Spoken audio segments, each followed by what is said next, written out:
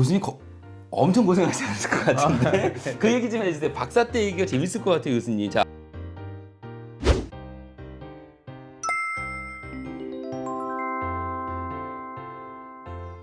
너때말 친구들 안녕하세요. 너때말 선생님입니다.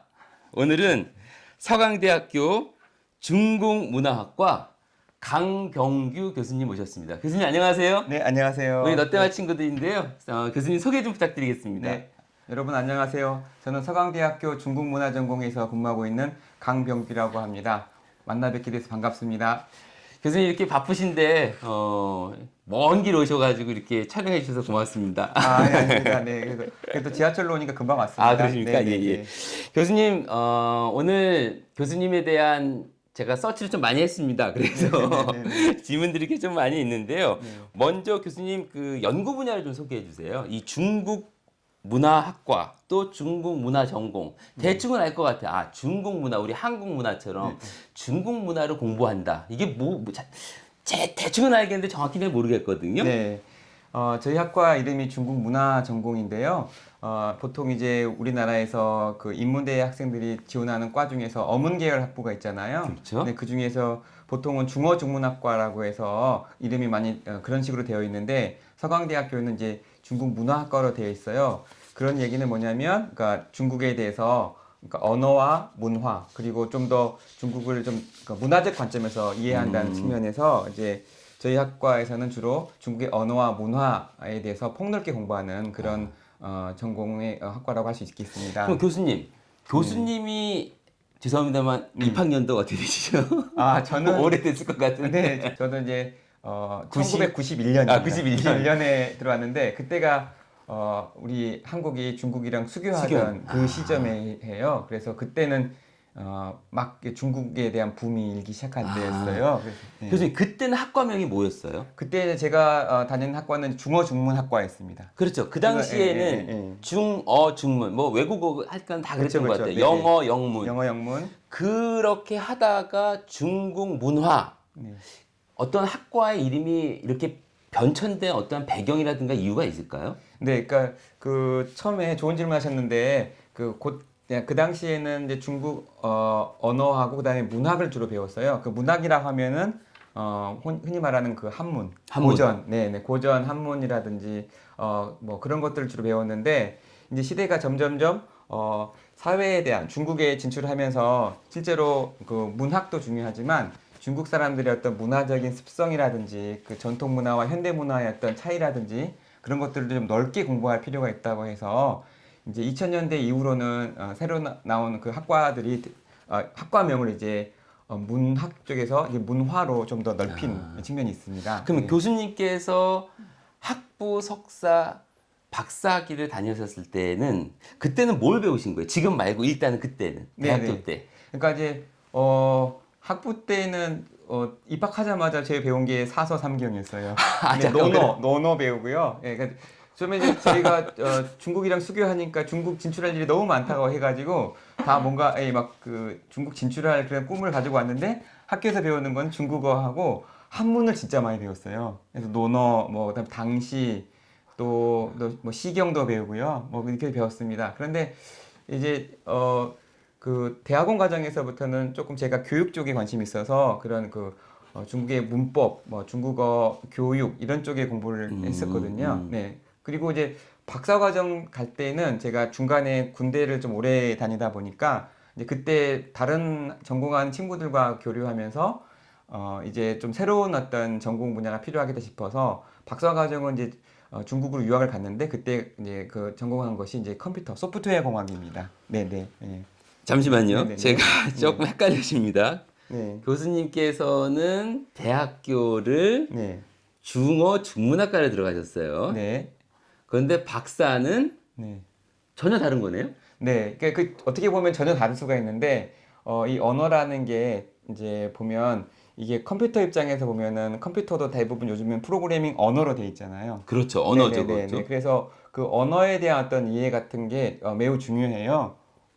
그런데 이제 제가 그 박사과정 갈 때쯤에 우리나라에서 정보화 시대라는 그렇죠. 예. 지금의 4차 산업혁명 같은 그런 또 한번 붐이 일었어요. 그때가 2000년대 초반? 네, 2000년 초반입니다. 네, 그래서 그때 이제 또 많은 그 친구들이 이제 언어학 전공한 친구들이 이제 컴퓨터가 언어를 이해하는 방향으로 이제 좀 전공을 하게 됐는데 그 쉽게 말하면 요즘에 그 많은 뭐 팝하고 번역이라든지 아, 예. 또 그 자막 같은 것도 요즘에 자동으로 다 그렇죠. 읽어주잖아요. 유튜브 같은 거 자동으로 유튜브, 나오기도 하고 그러죠. 그러니까 음성을 자동으로 인식하고 또 AI 스피커 이것도 어. 보면 다 결국은 이제 컴퓨터가 언어를 이해하는 그 그렇죠. 과정이잖아요. 그렇죠. 네, 이제 그렇게 해서 언어를 이해하는 어떤 그런 측면에서 중국어를 할 줄 알면서 또 그 컴퓨터에 대해서 좀 관심을 가지고 연구하는 그런 분야가 이제 그때 좀 주목을 받기 시작했었어요. 아. 예, 예.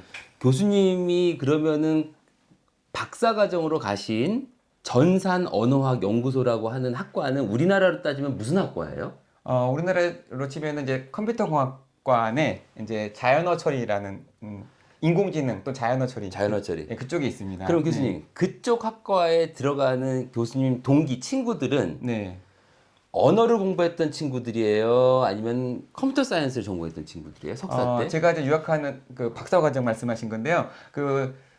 그때 보면은 다수는 컴퓨터공학과 출신이고요. 그다음에 이제 영어학, 그다음에 중국어학, 또 다른 기타 외국어학 하는 그런 이제 인문계열 중에서 언어를 전공한 친구들이 같이 있는 일종의 문이과 협동과정, 융합과정이 우리 지금 있었어요. 얘기하는 융합. 예, 융합. 네, 융합과정이 있습니다. 네. 교수님 엄청 고생하지 않았을 것 같은데 그 얘기 좀 해주세요. 박사 때 얘기가 재밌을 것 같아요, 교수님. 자, 한국에서 네. 중문학을 학부 석사를 마치시고 중국으로 가셔서 물론 언어 기반이긴 하지만 우리나라로 따지면 컴퓨터 사이언스 학과로 가셨는데 네, 네, 네. 거기서 뭘 배우셨는지 그 과목이라든지 이런 것 좀 알려주세요. 이제 그 처음에 갔을 때 한 학기 동안 배운 게 코딩이었어요. 그래서 이제 그 당시에는 C 언어라고 C++ 언어를 배웠는데 한 학기 내내 이제 또 거기 가서는 중국어 문법이나 아니면 또 데이터베이스 처리 같은 걸 배우려고 했는데 한 학기 내내 한 게 이제 그런 코딩이었습니다. 그래서 정말 고생 많았습니다. 처음에는. 네네. 그 학과로 가셔서는 예. 물론 중국어를 잘 하시긴 했지만 그래도 중국어가 외국어이기 때문에 그것도 사실 쉽지 않았을 것 네, 같은데 예, 예. 프로그래밍을 혹시 한국에서 하셨어요? 프로그래밍을 조금 공부하고 갔는데요. 네, 아주 잘하지 못했어요. 그럼에도 네. 불구하고 어쨌든 가가지고 그런 걸 배우는데 엄청 힘드셨을 거 아니에요? 예, 예. 그래서 일단 똑같이 중국어로 공부하지만 이게 또 컴퓨터 공학 영어는 되게 다르잖아요. 그렇죠. 그래서 무슨 말인지 이해가 안 돼가지고 이거 처음에 고생 많이 했는데 이제 거기서 저한테 요구한 건 뭐였냐면 그러니까 프로그래밍 언어에 대해서 전문가처럼 컴퓨터 공학과 학생처럼 잘할 필요는 없고 이제 어떻게 코딩을 통해서 이런 언어 문제를 처리하는지에 대한 거 그런 어떤 기본 개념을 익히는 차원에서 한 학기 동안 좀 저한테 그렇게 되게 좀 이렇게 푸시를 했던 것 같아요. 그런데 정작 이제 박사과정 2학년, 3학년 되면서부터 지도 교수님이나 아니면 주변 친구들이 원하는 거는 저는 문과 출신이니까 인문계생이 특히 중국어를 공부하는 사람이 이 컴퓨터를 활용해서 뭔가를 할 수 있을지 그런 아이디어. 네네. 문과 출신에게 요구하는 거는 컴퓨터를 통해서 무슨 어떤 창의적인 일을 할 수 있을지에 대한 그런 쪽을 많이 요구했던 것 같아요. 그러니까 예를 들면 프로그래밍을 네, 예. 개발하는 것 그 자체보다는 네. 이것은 다른 네. 사람이 할 수 있으니까 예. 언어학을 기반으로 한 어떤 창의적인 우리가 실제로 필요한 그런 게 예를 들면 팝하고고 번역이고 아닌가 싶어요. 예, 제가 그래서 그때 했던 게 이거 중한 기계 번역이었는데 지금 아주 파파고가 여러분에게 되게 익숙한 그런 너무 하나의 편해요. 앱이잖아요. 근데 그 당시만 해도 이 정도까지 그 기술이 진보하지 못했어요.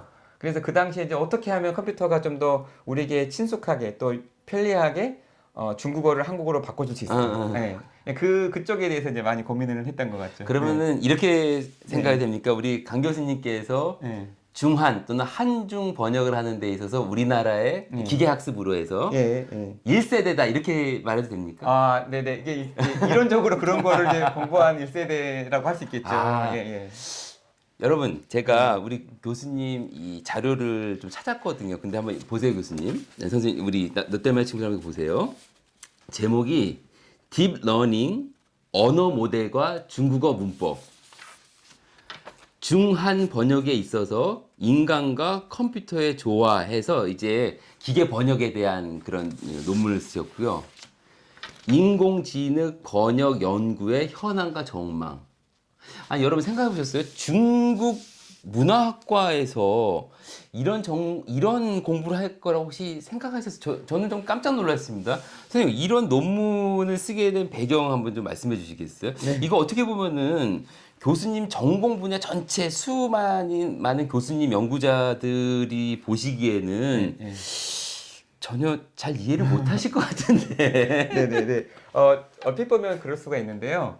보통 이제 저도 처음에 중문과 들어왔을 때 그랬고 지금 우리 그 서강대 학생들 중에서도 이제 중국어 공부해서 뭐 하고 싶냐 물어보면 통역사, 통번역 많이 하고 싶어 그렇죠. 하거든요. 그렇죠. 네. 그러니까 통번역을 하는 어떤 언어니까 전문가. 일단은 가장 언어를 가장 잘하면 통번역사, 뭐 통역하거나 번역하는 건데 이제 그런 쪽에 보자면 사람이 통역과 번역을 하는 거 그런 거를 이제 컴퓨터가 도와주면 훨씬 편하잖아요. 그렇죠. 네네. 그래서 사실은 이제 이 그 기계 번역이라고 하는 것이 어떻게 보면은 우리가 어문계에서 제일 많이 선호하는 것 중에 하나인 통역사, 번역사와 어떻게 보면 비슷한 그냥 면이 있는 거죠. 일맥상통하네 결국은. 네네네네. 그런데 이제 우리나라에서 보면 수요가 가장 많은 것은 역시 영어 번역이에요. 아. 전 세계적으로 인터넷상에 있는 언어 중에서도 영어가 가장 다수를 차지하는데 그 전 세계 언어 중에서 두 번째로 많은 수요가 있는 게 중국어예요. 아, 네, 그래서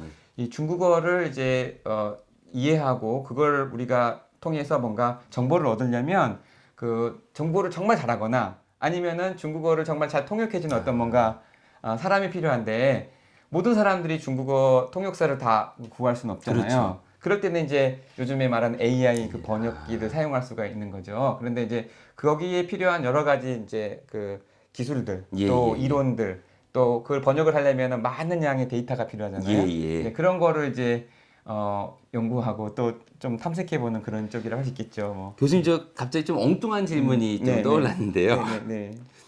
두 개로 나눠서 번역 분야 하나, 통역 분야로 나눠서 네. 1번 네. 정말 언제쯤이면은 미래 네. 언제쯤이면은 인공지능이 이거를 완전히 대체해서 만들 수가 있을지 그 일단 1번 네, 질문이고요. 네. 2번 꼭 완전히는 아니더라도 네.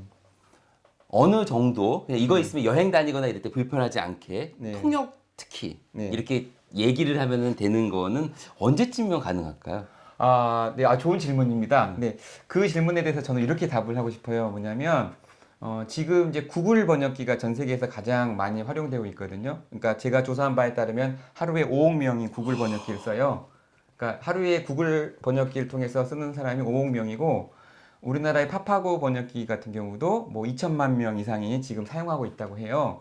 그런데 이제 중요한 건 뭐냐면, 언제 이게 자연스럽게 번역되냐라는 측면도 있지만 언어의 특징에 따라 완전히 달라요.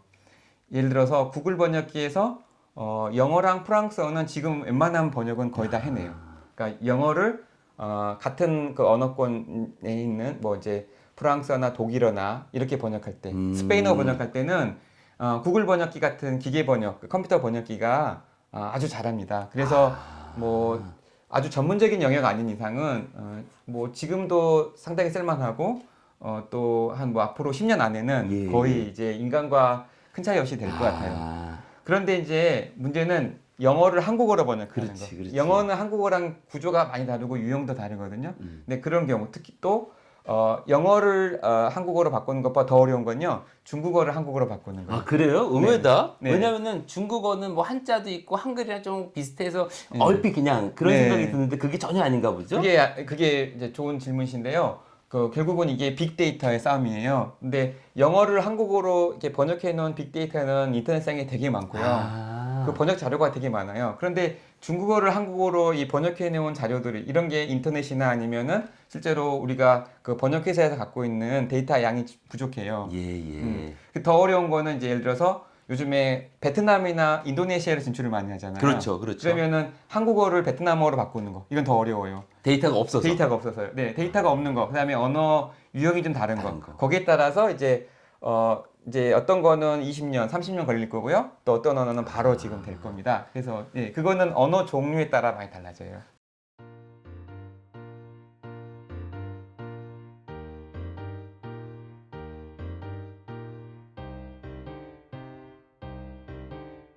영상이 유익하셨다면 구독, 좋아요, 댓글과 알림 설정까지 부탁해요.